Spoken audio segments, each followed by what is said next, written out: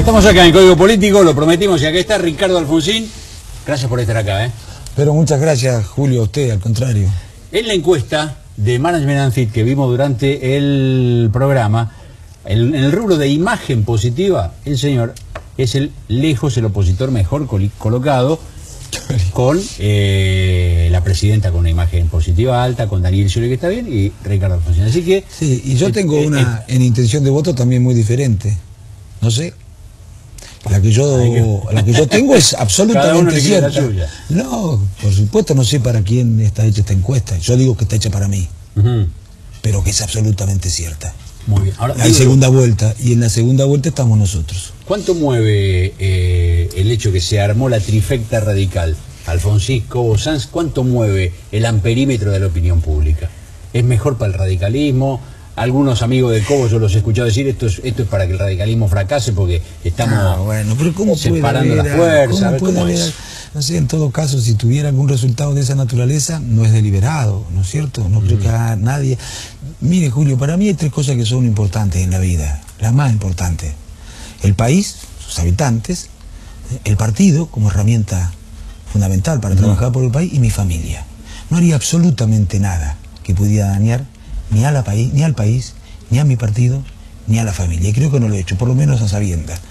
En realidad, en una cultura política un poco más sofisticada, deberían sentirse orgullosos los argentinos de que hubiera partidos políticos que pudieran resolver, como en Estados Unidos, o como en otros países, que resuelven a través de procesos democráticos sus diferencias, y con elogios y comentarios muy elogiosos desde los medios.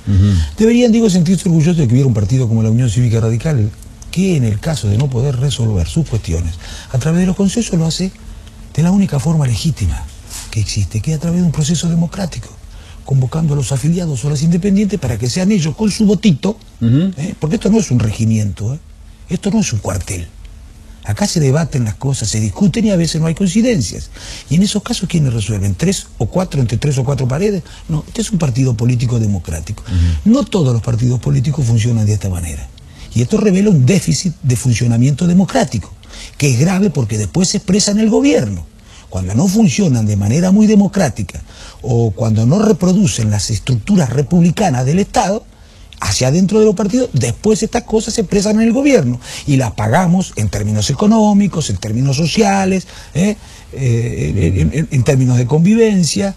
Así que seamos atentos a lo que pasa con las instituciones, en el país y en los partidos políticos. Cuidado con esos partidos políticos que nunca tienen una diferencia, son muy ordenaditos, muy disciplinaditos, y que nunca hay ninguna disputa por candidatura. Eso no es normal, en ninguna institución. Algo no anda bien. Si eso no pasa en el radicalismo, tampoco pasa en el peronismo. Por lo menos de eso ustedes están vacunados, los dos partidos históricamente más grandes. Hasta hace poco el peronismo era más vertical que nosotros.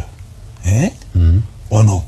Sí, bueno. Es un partido armado en su origen desde el Estado y dirigido por... Está bien, gracias a Dios.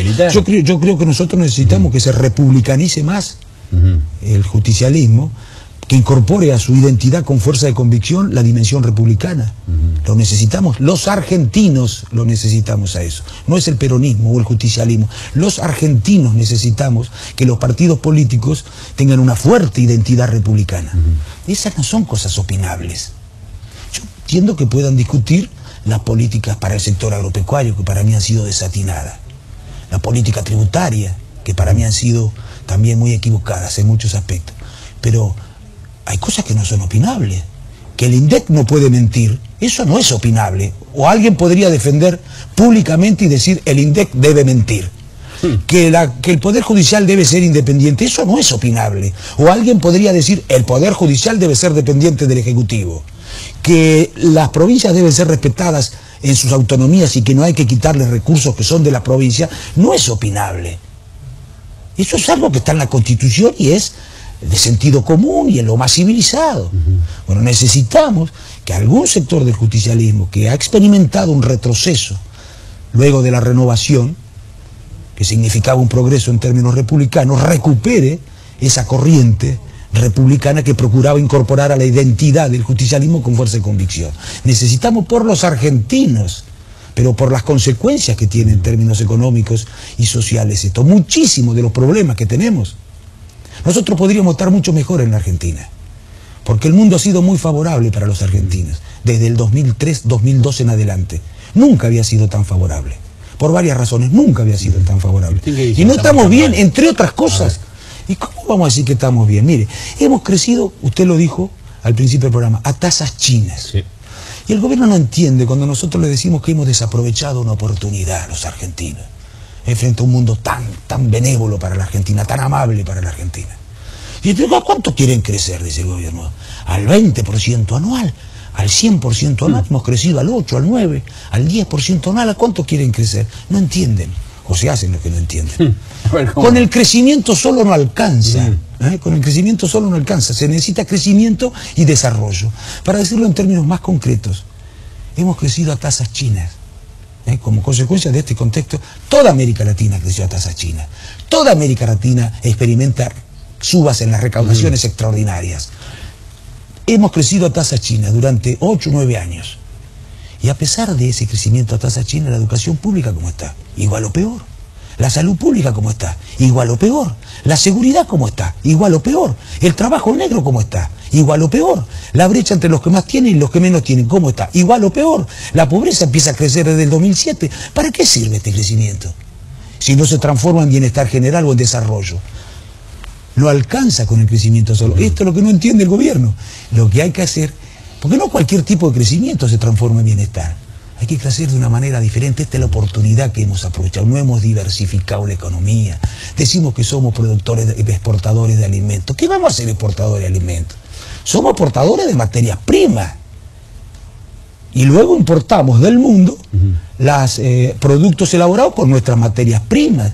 Hay que diversificar la estructura productiva del país, el abonar hacia adelante y el abonar hacia atrás, y permitiendo que el sector agropecuario dé toda su potencialidad, pero no podemos diversificar el país e industrializarlo a través de actividades vinculadas exclusivamente al sector primario. Lo mismo hacemos con los insumos industriales básicos. Estamos exportando los insumos industriales básicos, siderúrgicos o químicos, y luego importamos el producto elaborado con nuestros insumos. Podríamos desarrollar la siderurgia, mucho más la metalúrgica, la química, el plástico, la química fina. No hacemos nada de esto. No hemos aprovechado esto para desarrollar servicios transables como el diseño, la informática. No hemos apoyado del Estado con una estructura de transporte importante. No hemos pensado en todos estos años la posibilidad de recuperar. ¿Sabe la competitividad que le daría a la Argentina en estas condiciones si recuperáramos los ferrocarriles? Estamos trabajando en un plan con Roca Tagliata de la UIA para recuperar los ferrocarriles en 15 años. Yo creo que lo podemos hacer en menos. ¿Sabe cuánto cuesta traer un contenedor desde Jujuy a Buenos Aires? No tengo idea. ¿Cómo llevarlo desde Buenos Aires a Turquía? Pero además de recuperar competitividad en la economía a través del abaratamiento del transporte, podríamos recuperar la industria ferroviaria. Yo estuve en Tafí Viejo, en Tucumán, hace poco. Recuperar la industria ferroviaria.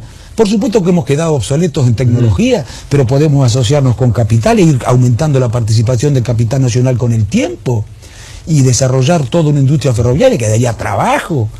Bueno, en fin, esto podría producir muchos más puestos de trabajo, podríamos exportar mucho más conocimiento, salario, mucha más divisa. Es extraordinario lo que nos pasa en el mundo si lo aprovechamos. ¿Me deja que le haga una pregunta? Sí, como no, yo porque no quiero hablar de la interna. Porque no quiero de la interna, claro. A ver, ni respira para contar de no de la interna, no come equivocado, es una cosa tremenda. Escúchame, es cierto, el discurso está muy bien, veo que está trabajando seriamente sobre el discurso de un candidato presidencial. Ahora, en la estuvo tan cerca a un presidente como quien le habla. Ninguna. Ni siquiera Duhalde, porque Duhalde no estuvo cerca a un presidente, fue presidente. Ninguna persona estuvo tan cerca a un presidente como quien le habla.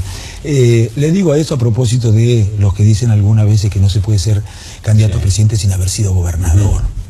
Con ese criterio no hubiera sido Kennedy presidente, ni Mandela, ni Felipe González, ni Lula, que no habían sido ni gobernador ni intendente. Para compararse, cortito no se queda. Yo no me quedo corto, yo no me comparo con ellos. Digo que esos señores, a los que yo respeto mucho, tampoco habían sido gobernadores ni intendentes. Le vuelvo a preguntar porque yo sí quiero tratar de preguntarle, porque usted hable lo que quiera, no quiero preguntarle a la interna. Todas estas cosas que usted dice. A mí me enseñaron que me tengo que desviar siempre cuando me preguntan una cosa que uno pregunta lo que le parece que hay que preguntar y el político bien entrenado contesta lo que quiere. Ahora yo le pregunto lo siguiente. En la interna, ¿se hablan de estas cosas del proyecto del país o en la interna se discuten otras cosas?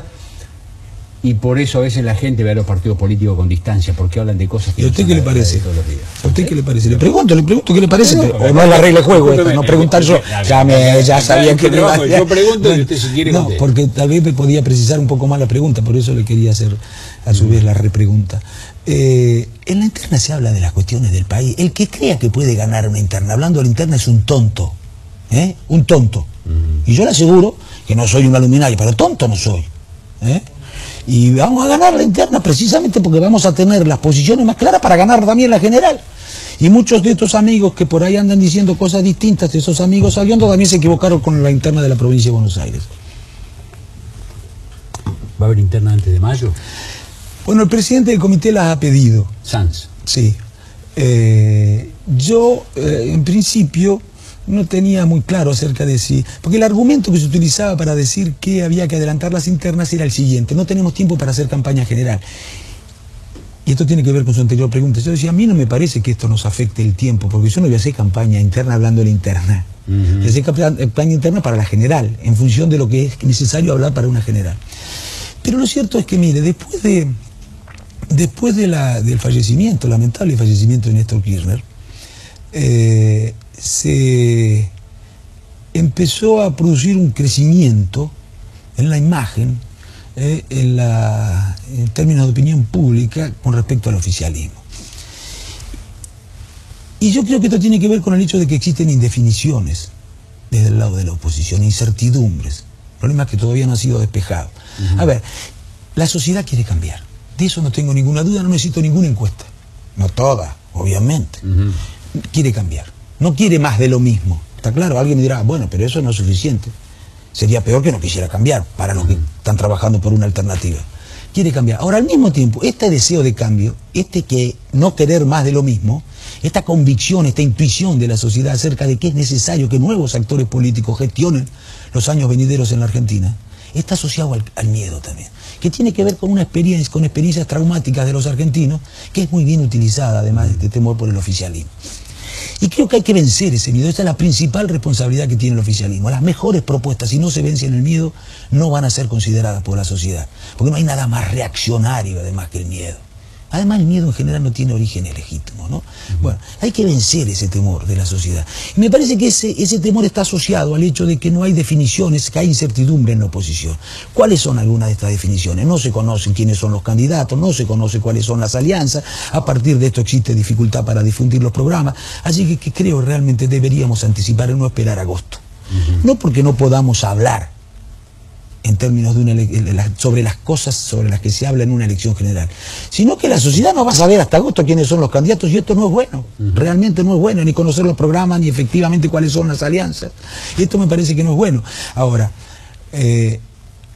yo pensaba que Julio Cobos tenía también que coincidir con esto. Pero bueno, le hemos dicho que si él no quiere, puede ir a agosto, y nosotros por lo menos vamos despejando el escenario entre el presidente del partido, que va a ser candidato, y quien habla. Jacobo. No, porque... Eso lo digo yo. No, porque no, mire...